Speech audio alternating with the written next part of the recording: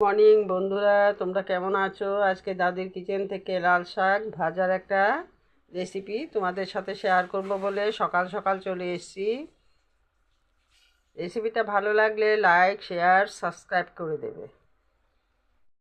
এখন রেসিপিটা শুরু করছি। শাকটা আমি পরিষ্কার জলে ধুয়ে ভালো করে কেটে নিয়েছি, কারণ এই শাকের মধ্যে দুর্ব থাকে, বালি থাকে, তার জন্য খুব ভালো করে ধুয়ে নিতে হয়।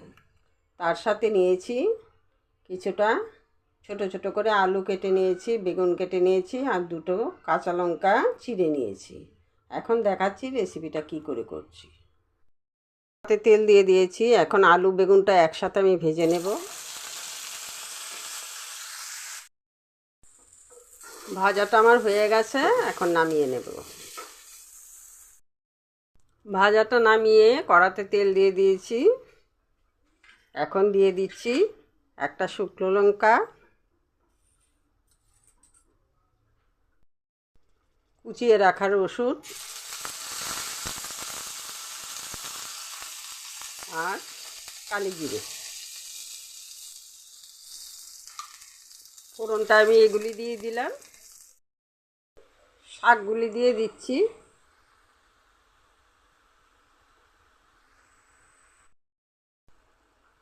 শাকগুলি দেওয়া হয়ে গেল আমার।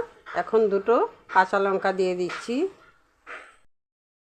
এখন দিয়ে দিচ্ছি নুনের পরিমাণটা বুঝে দিচ্ছি, কারণ ভাজা করার সময় আলু বেগুনটা যখন আমি ভাজা করেছিলাম তখন একটু নুন ব্যবহার করেছিলাম।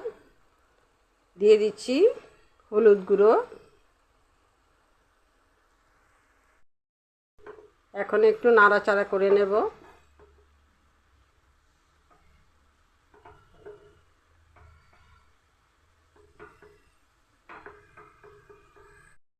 শীতকালে বাজারে অনেক রকম শাক সবজি ওঠে, মনে হয় নিয়ে আসি, কিন্তু সময়ের অনেকটা অভাবে শাকটা তেমন করে আনা হয় না। কালকে বাজারে গিয়ে ভাবলাম তোমাদের সাথে শেয়ার করব, লাল শাকটা নিয়ে যাই। লাল শাকটা নিয়ে এসছি, এখন তোমাদের সাথে শেয়ার করছি। তোমরা দেখতে থাকো। দারুণ খেতে হয়। গরম ভাতে যাদের পরিবেশন করবে সবাই তোমাদের খুব প্রশংসা করবে, এতটা টেস্টি হয়। শাকটা আমার মজে এসছে। এখন দিয়ে দেব আলু আর বেগুন ভাজাটা।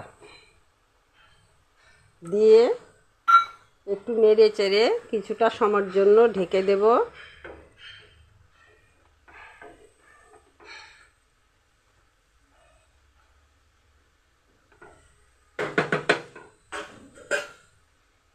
ঢেকে দিলাম।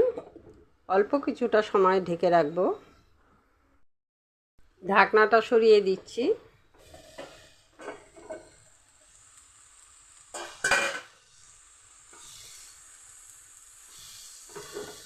আলুগুলি সেদ্ধ হয়ে গেছে।